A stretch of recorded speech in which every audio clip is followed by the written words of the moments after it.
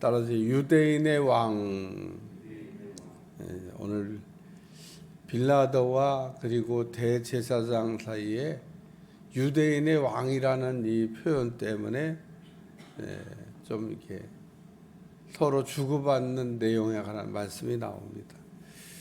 빌라도가 패를 써서 십자가 위에 나사렛 예수는 예수 유대인의 왕이라 이렇게 써서 붙였는데, 그 유대인의 대제사장들이 빌라도에게 와서 유대인의 왕이라고 쓰지 말고 자칭 유대인의 왕이라고 썼으면 좋겠다 그랬는데, 빌라도가 대답하기를 내가 쓸 걸 썼다, 내 맘이다 그런 얘기입니다.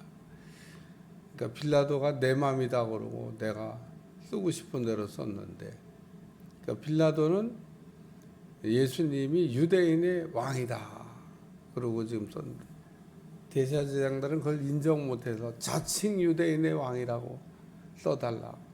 그리고 그거를 히브리 말로만 썼으면은 히브리 사람들만 이게 읽었을 텐데, 여기 로마 말로, 헬라 말로, 그러니까 당시는 로마, 헬라, 히브리어 이 세 가지가 통용어인데, 로마 사람도 보면 유대인의 왕이라는 글자를 읽을 수 있게, 헬라 사람도 보면 그 예수님 그 십자가 위에 그 나사렛 예수 유대인의 왕 이렇게 써놨기 때문에 히브리어, 로마, 헬라, 그러니까 사람들이 이렇게 다 보면 다 읽을 수 있도록 그렇게 써서 붙였습니다.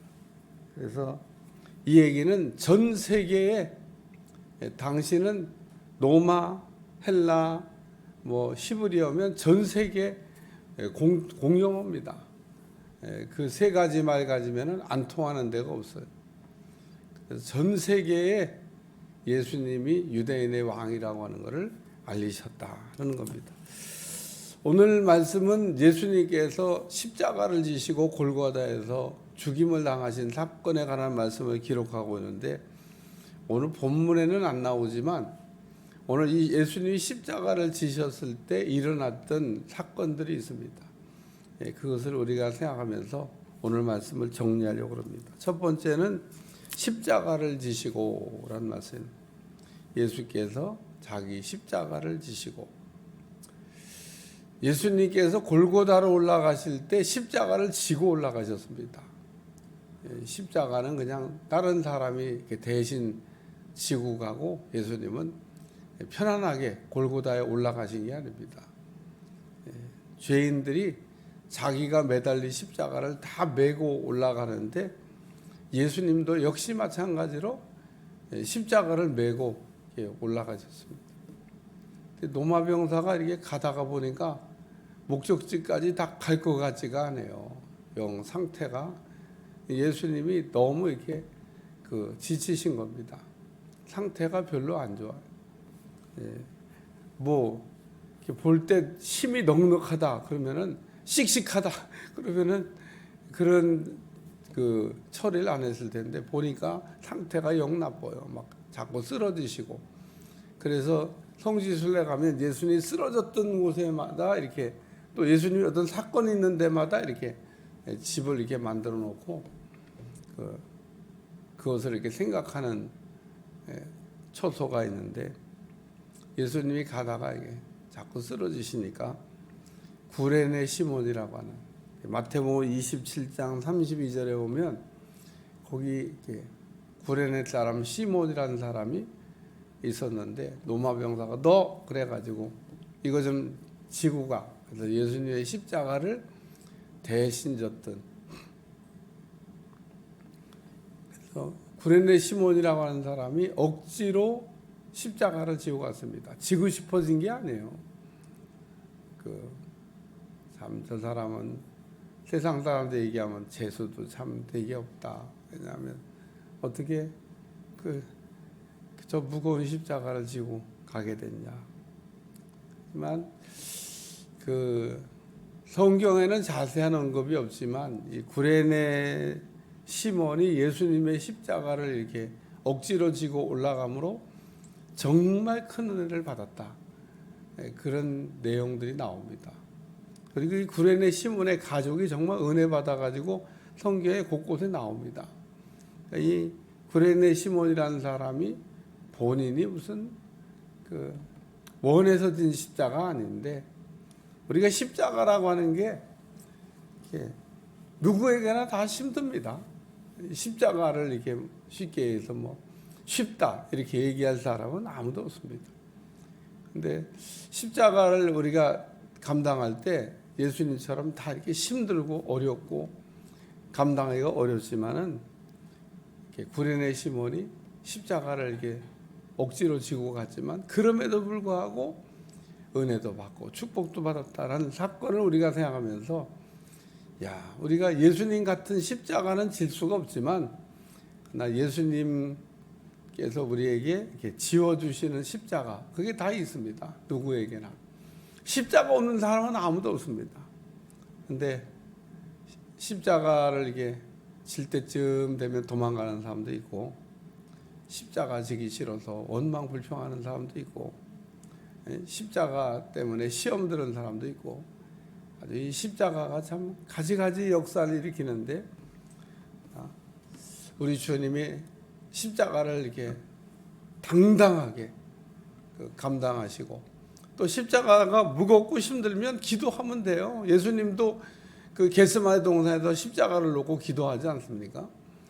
우리가 사명을 감당하다가 어렵고 힘들면 기도를 해야지, 그게 원망 불평하고 또 십자가를 피해서 도망갈 일이 아닙니다. 피해 도망가면 그 십자가가 없냐?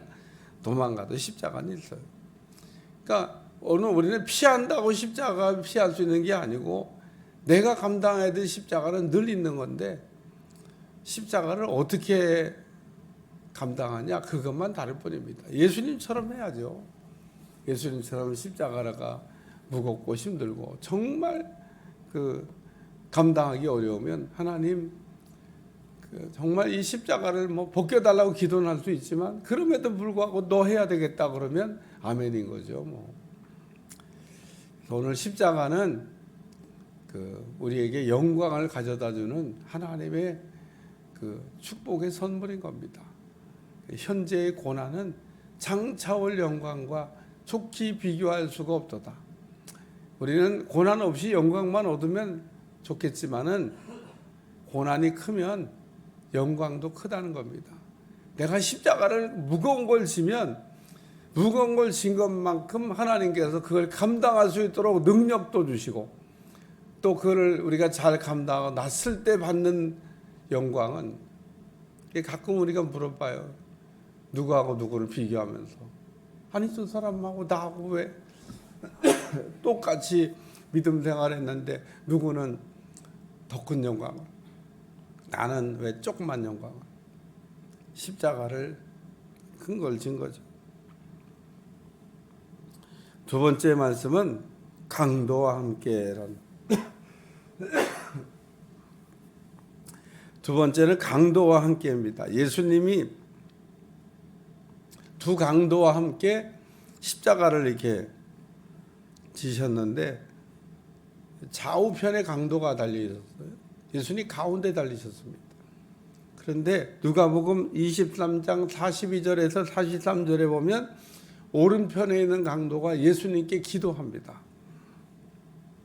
예수여, 당신의 나라에 임하실 때 나를 기억해 주시기를 바랍니다. 오늘 내가 나와 함께 낙원에 있으리라. 강도인데 이 사람은 평생 잘한 일이 없을 겁니다.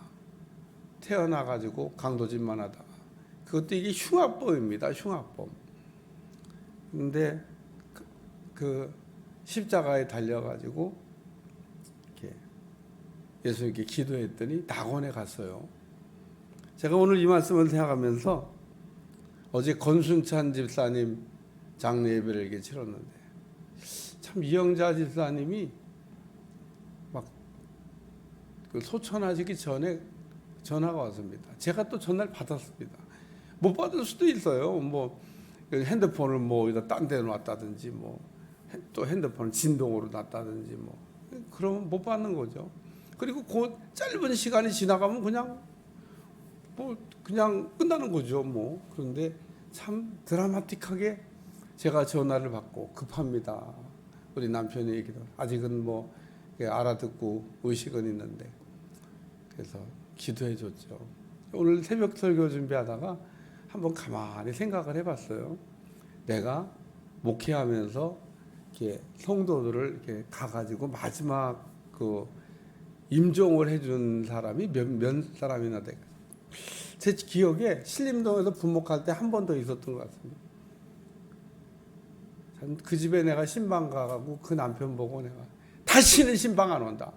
막 들어가는데 입구서부터 막 육도 못 짜서 갖고 막 욕하는 거예요. 왜 왔냐고 막. 야, 그런 남편들과 함께 사는 여자도 훌륭한 것 같아. 그래서 내가 그날 신방 갔다 욕 잔뜩 얻어먹고 왔습니다. 그게 처음이자 끝인데 그러고 들려온 얘기가 참 맨날 술만 먹고 인간도 아니라는 거예요. 근데 전화가 왔어요. 병원에 있는데 목사님 빨리 와서 기도 좀 해달라.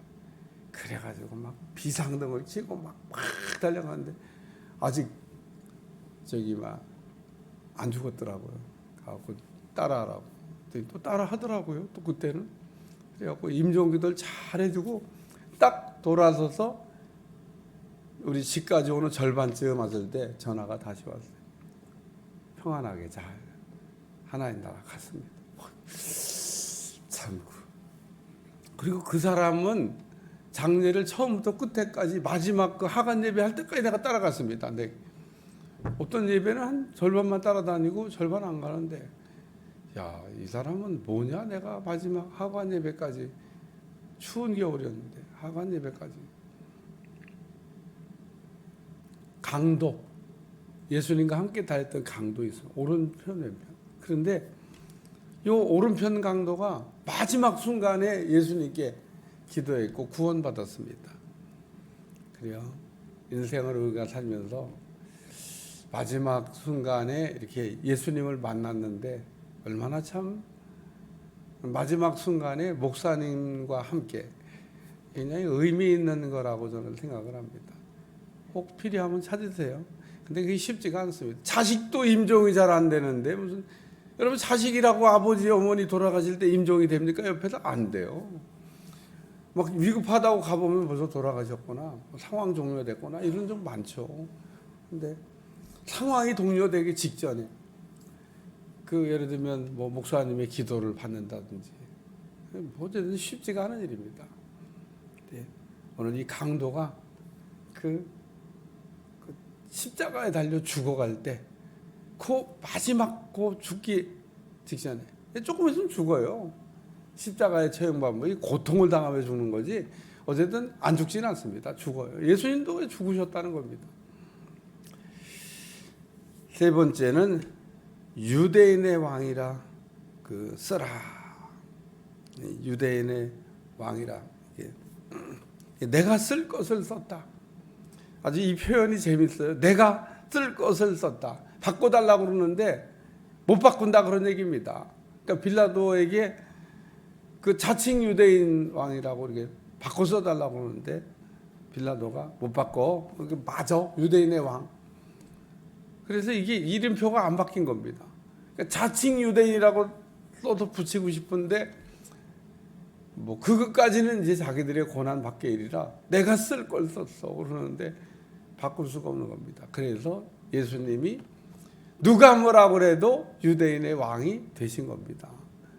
전 세계 모든 사람들에게 예수님이 죽으시면서 예수님은 유대인의 왕으로 오셨다.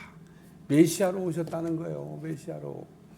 유대인의 왕이 뭡니까? 메시아지. 그리스도로 오셨다는 것을 공표하신 겁니다. 그래서 예수님의 십자가는 그냥 십자가가 아니고 그냥 죽으신 게 아니고 대속의 십자가를 지시고 죽으셨다. 그래서 예수님은 십자가에서 이렇게 죽으시면서 유대인의 왕으로 그리스도로 오셔서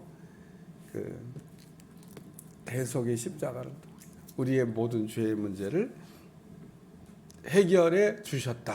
라고 하는 말씀. 십자가를 통한 말씀인데 오늘 우리에게 주어진 십자가가 다 있습니다. 내 몫에 주어진 십자가. 예수님은 예수님의 십자가를 잘 지시고 승리하셨는데 오늘 우리는 우리의 십자가를 잘 지고 승리하는 여러분들이 되시기를 축원합니다. 축원합니다. 기도하겠습니다. 하나님, 십자가 없는 사람은 아무도 없습니다. 십자가를 우리가 어떻게 감당하냐? 예수님처럼 잘 감당할 수 있게 도와주시고 십자가를 통한 영광도 받아 누리게 하여 주옵소서. 오늘도 하나님 우리와 함께 하심을 감사드리고 복된 날이 되게 하여 주옵소서. 예수님의 이름으로 간절히 기도하옵나이다. 아멘.